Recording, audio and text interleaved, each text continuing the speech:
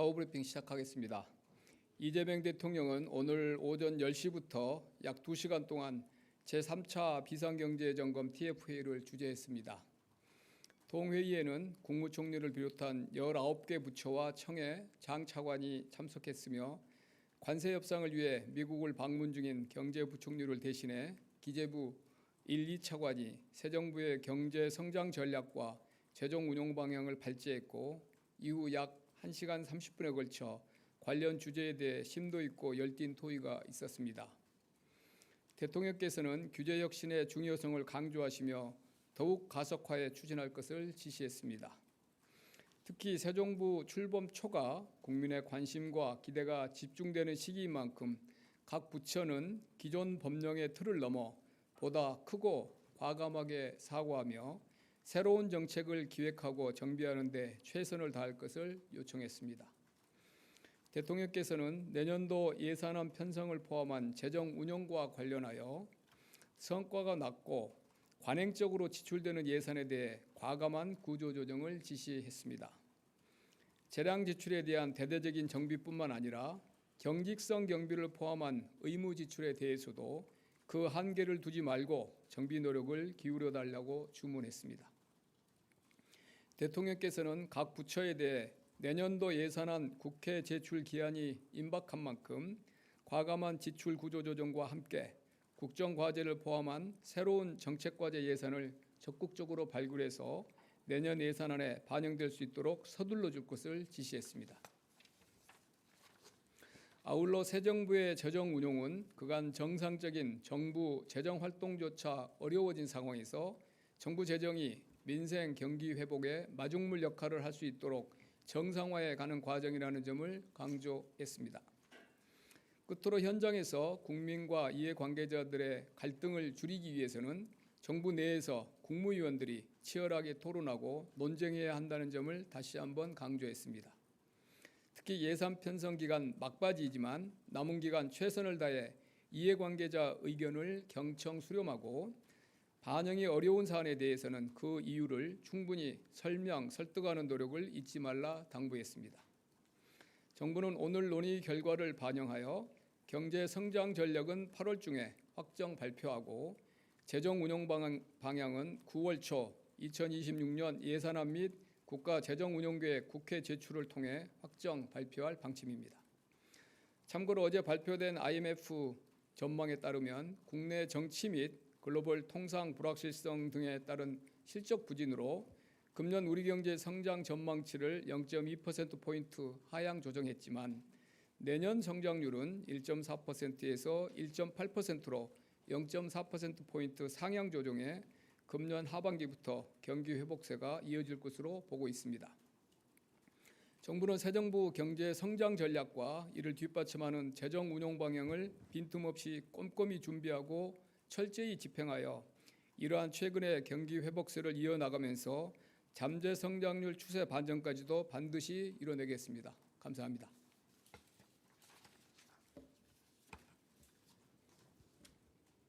질문 있으시면 질문해 주십시오. 예, 하십시오.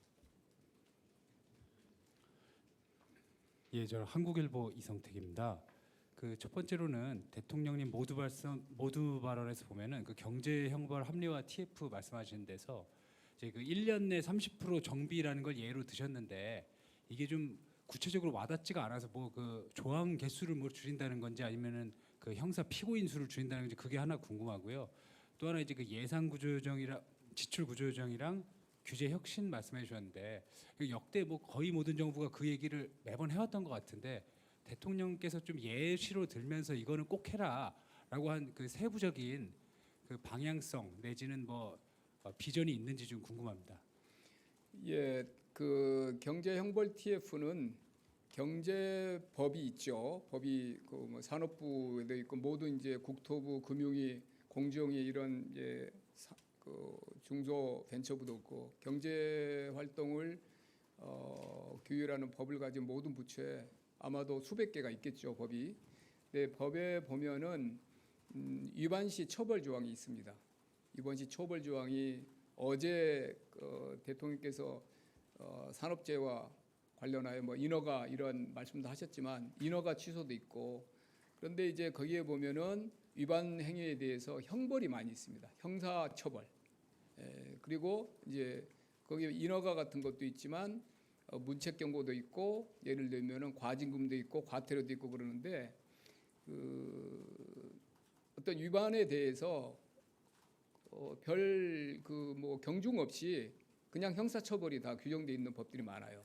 한번 뭐 어떤 법령이 마련되면 그걸 이제 준거로 해서 그래서 기본적으로 형사처벌이 꼭 필요하지 않은 제재에 대해서도 형사처벌이 거의 관행적으로 더 들어가 있는데 그리고 이제 형사처벌이 이제 들어가 있어서 그 형사처벌 조항이 고소고발이 되면 이제 실제 이런 검찰이나 이런 데 가면은 사실은 너무 많은 그 뭐 별로 중요하지 않은 사항까지 다 그 고발이 되면 사실 그게 처리되는데도 오랜 기간이 걸리고 처리되지 않은 경우도 많고 근데 당사자는 거기에 고소고발이 돼 있을 때 그 심리적 압박감이나 어떤 기업 활동의 불확실성은 계속 이어지잖아요. 그래서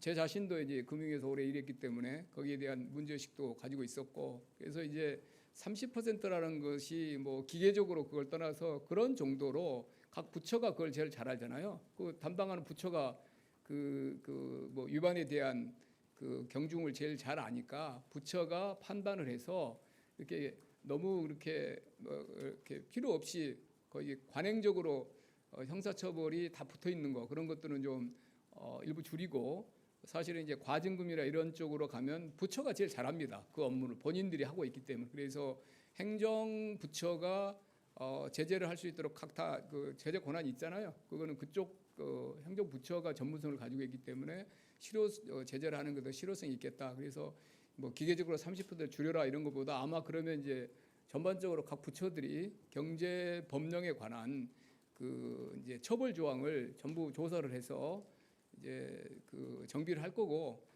기재부 1차관하고 법무부 차관이 공동 TF 맡아서 아마 그 이제 일제 정비하고 어떤 기준도 마련하고 이렇게 해서 그 말씀하신 경제형벌 뭐 합력을 해야 될까요? 그런 노력을 해 나갈 예정입니다. 아까 여기서 들었는데 그것이고 다음에 하시죠. 예, 실장님 안녕하세요. 매일경제의 성손입니다. 지금 관세 협상이 얼마 안 남아서 그거 여쭤보고 싶은데 최근에 러트닉 상무장관이 우리 정부에 최선의 최종안을 좀 가져오라고 얘기를 했었는데요. 이게 좀 무엇이라고 생각하시고 우리 정부의 뭐 대응 방안은 어떻게 되시는지 말씀해 주시면 감사하겠습니다. 뭐 협상 상대방 쪽에서는 항상 그렇게 이야기를 할 거고요. 대한민국 정부도 국익을 최우선으로 해서 최선의 노력으로 협상에 임하고 있습니다.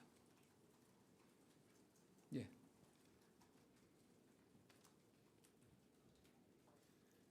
예, 시장님 머니투데이 영광입니다. 연일 고생 많으시고요. 저도 대통령님께서 말씀하신 그 경제형 그리고 아까 죄송합니다. 아까 그 구조조정 그 답변을 못 드렸는데 제가 까먹고 그 말씀드리고 예 여기 지출 구조조정 말씀을 하시고 경직성 경비도 말씀하셨는데 이제 어느 장관님이 지출 경직성 경비를 구조조정하려고 봤더니 뭐 2억 3억 이런 뭐 아주 작은 사업들이 수백 개 뭐 있는데 줄이려고 했더니 다들 한 번 지출 구조조정을 이번에 해서 빠지면 영원히 예산이 다시 그 분야로 그렇게 복원되기 어렵다는 그런 생각 때문에 정말 어렵다 저항도 많고 그래서 이제 그런 어려움을 말씀하셨고요.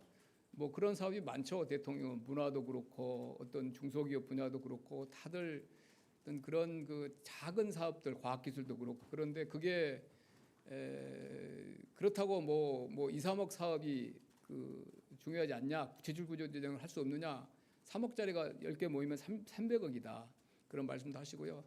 다 원칙적으로 다 꼼꼼히 보시라고 하시고 자치단체장 하실 때 그 가로등 예산을 뭐 상당폭을 줄이고 문제가 있으면 그 밑에 이제 구청들이 있으니까 와서 그 25%인가를 이제 삭감하시고 문제가 있으면은 와서 정말 이것 때문에 가로등이 문제가 있고 그러면은 다시 와서 각 구청별로 문제 제기하고 그러면은 심사해서 다시 제거하고 살려주겠다 그랬더니 아무도 안 가져오셨고 가로등 아무 문제 없었다고 말씀하셨습니다. 그런 사례를 드시면서 지출 구조 조정이 올해가 사실은 가장 제대로 할 수 있는 기회가 아니냐. 정부가 바뀌었고 그다음에 새로운 이제 정부가 바뀌었다는 거는 경제 정책의 이제 우선순위가 바뀐 거고 그래서 이전 장관님들도 새로 오신 거고 그래서 지금이 이전에 소위 관행적으로 이루어졌던 사업을 제대로 들여다보고 처음이니까 제대로 할 수 있는 적기가 아니냐 이런 말씀을 하시면서 좀 독려를 하셨습니다. 그리고 사실 이제 재정 지금 세입 여건이나 이런 것들 때문에 새 정부가 약속하고 펼치고 싶은 그런 사업들은 많고 근데 예산은 세입은 한정돼 있고 그리고 또 예산 그 주기는 뭐 장관님들 막 이제 거의 이제 전 부처가 이제 막 그 진영을 갖췄는데 예산은 사실 8월 15일 정도까지가 데드라인이고 그래서 좀 여기 이렇게 일종의 주기나 이런 것들이 새로운 정부 출범하고 예산 주기하고 약간 지금 좀 어려운 시기인데 더욱더 장관님들이 부처 업무 파악을 빨리 하시고 이런 예산 이번 과정에 기회를 놓치지 말고 구조조정할 건 구조조정하고 꼭 예산에 담아야 되는 건 예산에 담지 못하면 예산 주기가 지나가고 나면 그 다음부터 예산에 담지 못하잖아요. 그래서 노력을 해주시는 말씀을 하셨습니다. 하십시오. 네, 머니투데이 이원광입니다. 고생 많으시고 아까 그 경제 형벌 합리화 TF 관련해서 아까 기재부 1차관 말씀 주셨는데 그러면 1차관이 TF 단장이 되는 건지 공동 TF입니다. 법무부 차관하고. 그럼 두 분이 예. 단장이 되는 예. 거고 포함해서 좀 구성을 계략적으로 좀 여쭤보고요. 또 두 번째는 아마 부처들 차관들이 다 들어오지 들어오는- 않을까요? 예, 제가 생각은 뭐 1급인지 차관인지 모르겠습니다만은 전 부처가 두 부처 차관이 공동 그 단장인 거는 제가 알고 있고요. 예. 예. 그리고 그럼 그건 됐고 이제 배임죄 관련해서 그 소위 경영 판단 면책을 원칙으로 한 그 형법 개정안이 지금 법사위에 계류 중이긴 한데 예. 그 대통령께서 오늘 말씀하신 제도적 개선이 이것보다 더 나아가는 내용인지 아니면 원칙적으로 좀 공감하신다 이런 취지인지 좀 여쭤볼까요? 대통령께서는 조금 더 나아가신 것 같습니다. 예. 지금 뭐 두어 개의 법안이 나가 있잖아요. 그보다 이제 배임죄는 상법, 형법, 특경가법 이런 데 이제 돼 있잖아요. 그래서 법안들이 법안 내용들 나와 있는 내용들은 잘 알고 있고 그보다는 최근에 여러 이렇게 이제 경제 기업인들과의 만남 이런 걸 통해서 특히 대통령이 인용하신 그 문구가 외국인들이 외국 투자자들 한국의 어디 이제 한국 지사 이런데 이렇게 이제 한국에 가서 한국 우리 법인을 맡아달라 그렇게 하면 다 손살에 치는데 상당히 많은 부분이 한국에서 가서 잘못하면 감옥 간다 이런 말씀을 하신다는 이야기를 듣고 뭐 한국에서 뭐 사업하다 잘못하면 감옥 간다는 게 사실 주로 외국인들이 그래서 한국에 투자를 꺼리고 그럴 때 우리가 생각하는 것보다 배임죄에 대한 그 공포가 특히 외국인들 같은 뭐 외국인들 입장에서 한국이 타국이잖아요. 타국에 와서 옛날에 보면 뭐 한국에 가면 무슨 노조가 어떻고 이런 이야기들을 많이 했지만 그런 이야기는 많이 알려져 있지만 아예 그 한국 나 배치되면 나 그만두겠다 이렇게 말한 사람까지 있다는 말씀을 들으시고 상당히 그 부분에 대해서는 걱정을 하셨어요. 네, 뒤에 하십시오. 예. 미디어 팬의 김소정입니다. 실제는 그 후속 질문이 될 것 같은데요. 그러면 상법, 형법, 특경법에 각각 규정된 배임죄의 전면 폐지 이것도 가능하다고 볼 수 있는 건지 네, 여쭙고 이제 싶습니다. 그 입법은 국회가 하는 거니까 국회에서 뭐 상법이 이제 뭐 지금 2차 상법 뭐 이제 법사위에서 또 그 통과도 되고 이런 과정에서 여러 의견들이 나오지 않겠습니까? 그 기업인들 이런 데서 아마 자연스럽게 배임죄도 이미 나오고 있고 그런 그 맥락에서 기업인들이 뭐 보안이라면 좀 이상하고 그런 과정에서 배임죄에 관한 이야기들이 많이 나오고 있습니다. 그걸 논의들이 좀 모아져서 좀 사회적으로 이게 공론화가 되고 그러면 제도 개선이 이루어지면은 제대로 되면 좋겠다라는 생각 정도를 하고 계십니다. 예, 실장님 한 가지만 더 여쭤봐도 될까요? 그 대통령님 말씀 중에 소비 쿠폰 차등 지급 언급을 하시면서 예. 차등 재정 정책 이런 예. 언급도 하시고 모든 국가 정책에서 이를 제도화하는 예. 방안을 강구하겠다. 조금 더 구체적으로 설명 좀 부탁드립니다. 이번에 이제 소비 쿠폰 하면서 3만 원, 5만 원 하면서요. 이렇게 뭐 저기 그 차등을 줬죠. 그러니까 지방이라 하더라도 더 이렇게 뭐 시군단위 거기별로 이제 3만 원, 5만 원 했는데 기본 원칙으로 앞으로는 그거를 이렇게 지수를 하나 만들어서 지방 뭐 재정이랄지 경제력이랄지 소멸 뭐 정도랄지 여러 그 뭐 거리랄지 그런 측면에서 조금 그 지방 균형 발전 측면에서 그리고 공감할 수 있는 그런 지수를 하나 만들어서 잘 만들어야 되겠죠. 근데 원칙적으로는 차등을 해야 된다. 지역 수도권과 지방 그러면 지방을 우대해야 된다는 생각을 하고 계시고 지방 중에서도 아까 말한 그런 차이별로 둬서 사실 연구를 많이 하고 있습니다. 행안부하고 기재부에서 뭐 어떤 여러 지표를 가지고요 하나 지표 만들어서 그 일률적으로 하고 그러는데 기본적으로는 지역 그다음에 뭐 이제 어떤 지역에 소비하는 것도 지역화폐 단위 같은 경우에는 지역의 그 해당 지역에서 주로 쓰이도록 그렇게 하는 장치잖아요. 그런 방식으로 재정의 효과성을 높여야 된다는 생각을 확고하십니다. 참 하십시오. 예. 저 한두 개만 하고 저도 이제 부처도 있으니까. 네, 실장님 저 뉴스원 한재준 기자인데요. 두 가지 좀 여쭤보고 싶은데 첫 번째로 이제 그 형벌과 별개로 이제 대통령께서 규제 혁신도 굉장히 강조를 하셨는데 오늘 회의에서 좀 대표적으로 좀 꼽으신 불합리한 규제 그런 것도 있었는지 좀 궁금하고요. 기업 활동에 있어서 그리고 두 번째로는 이제 관세 관련해서 좀 궁금한 게 있는데요. 관세요? 예, 예. 그 지금 미국이 굉장히 무리한 요구를 하고 있다는 보도들도 있거든요. 시한이 얼마 안 남아서 좀 시한 내 타결이 가능하다고 보시는지 아니면은 그 시한 내 타결이 안 되더라도 좀 그걸 감수하고서라도 협상을 이어나가실 의지도 있으신지 궁금하고요. 그리고 뭐 유예 기간 연장도 두 개 벌써 하셨어요. 예, 예, 말씀드릴게요. 이제 저번에는 없다고 하셨는데 예, 예. 이제 좀 그것도 부탁드립니다. 유예 연장이 어떤 네, 거예요? 그 저번에는 이제 그런 정보는 없다고 하셨는데 뭐 혹시 현 시점에서 뭐 좀 시한이요? 연장돼- 시한에 대해서 뭐 오늘 또 누가 이렇게 트럼프 대통령에게 이런저런 질문하셨던데 그거는 뭐 제가 들은 바는 없고요.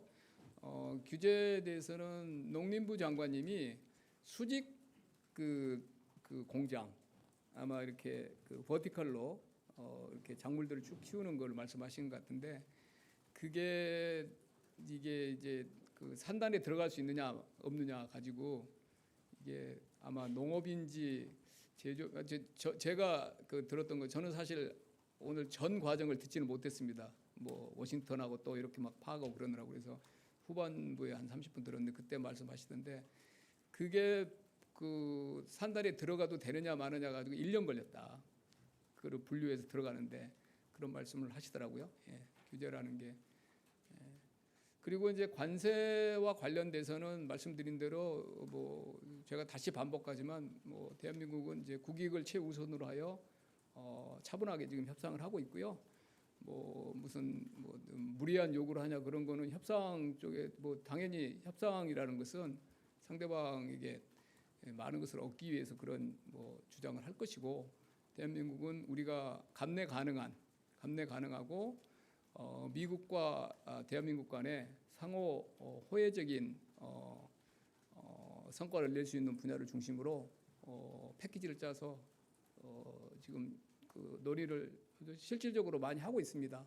조선 분야는 많이 이제 알려져서 조선 분야에 대한 관심이 있었다는 건 저희가 지난번 때도 간단히 말씀드렸고 그 분야는 뭐 훨씬 더 심도 있는 그런 협의를 하고 있고 조선이 아닌 다른 분야도 사실 이제 대한민국이 그것도 기여할 부분이 많기 때문에 반도체랄지 2차 전지랄지 바이오랄지 이런 부분에 대한 논의도 또 이어가고 있습니다. 네. 예, 하십시오. 예. 네, 시장님 안녕하세요. SBS 비즈 우영준입니다. 그 김동관 이재용 회장에 이어서 오늘 정의선 현대차 회장도 워싱턴에 갔는데 그 관세 협상 관련해서 대통령께서 혹시 기업들과 민간 합동으로 이렇게 논의되거나 대응하거나 보고된 것들이 있는지 궁금합니다. 정부 우리 대한민국의 무척 중요한 지금 현안이고 개별 기업 기업 집단에도 매우 중요한 사안이죠. 본인들 사업에도. 그래서 아마 그런 예를 들면 자동차 이제 품목 관세 제일 우리나라 대미 수출에 제일 중요한 분야이고 현대차 같은 경우는 그렇고 그다음에 조선 같은 경우에는 또 뭐 김동관 부회장 같은 경우에는 저기 그 하나오션 그런 쪽이고 조선 쪽에 큰 그런 사업을 하고 계시고 그리고 이재용 회장 같은 경우에도 반도체 같은 경우가 또 뭐 품목 관세로 새로 추가되느니 많은 이런 이야기도 있고 그래서 뭐 저희가 뭐 이렇게 요청하고 그런 건 아니고요. 우리나라 기업 집단들에게 대기업 회장들에게도 매우 중요한 사안이기 때문에 자발적으로 가서 노력을 하고 있고 개별 그 민간 기업들이 그동안 구축해놓은 또 미국 내 네트워크가 상당합니다. 그래서 그 네트워크들 가지고 본인들이 활동을 하고 있고 정부가 협상하는 뭐 큰 틀에 대해서 기본 방향 같은 경우에는 필요한 경우에는 공유를 하고 있고요. 또 우리를 대신해서 또 민간 입장에서 본인들이 또 그 중요성을 강조해주기도 하고 또 본인들이 개별적으로 만나고 또 이 민간에서도 정부 고위 당국자들을 또 많이 만날 수 있습니다. 거기서 들은 이야기도 또 저희가 또 전달 받고 있고 그렇게 하고 있습니다. 하십시오. 그리고 이제 마무리해야 될 것 같은데. 네, 실장님 채널A 홍지은입니다. 그 이제 미국과 심도 있는 협의를 하고 있다고 하셨는데 이제 미국이 한국에 최대 4천억 달러 규모의 그 투자 계획을 요청했다라는 보도가 있는데 실제 저희가 그리고 있는 그 대미 투자액은 어느 정도 수준인지 첫 번째로 궁금하고요. 그다음 두 번째는 그 미국산 쌀 수입도 좀 궁금한데 좀 저희도 일본처럼 전체 수입량을 유지하면서 좀 쿼터 조정으로 쌀 수입을 확대하는 방안도 고려 중이실지 궁금합니다.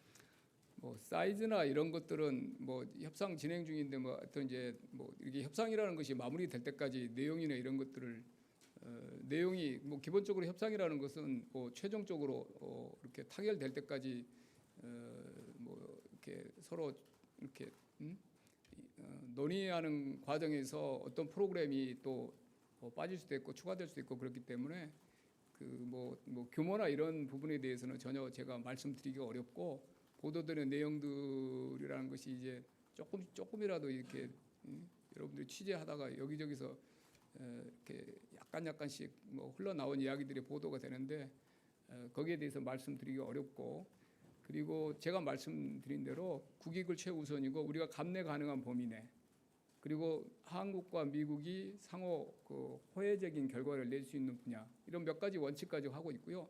그다음에 농축산물에 대해서는 농축산물이 가진 민감성 정부는 충분히 잘 알고 있습니다. 그리고 그런 그 인식을 바탕으로 국익에 최우선되는 방향으로 협상에 임하고 있습니다. 마무리하겠습니다. 마지막 시간이요. 마무리. 네, 시장님 고생 많으십니다. 저 연합뉴스 TV의 성승환이라고 합니다.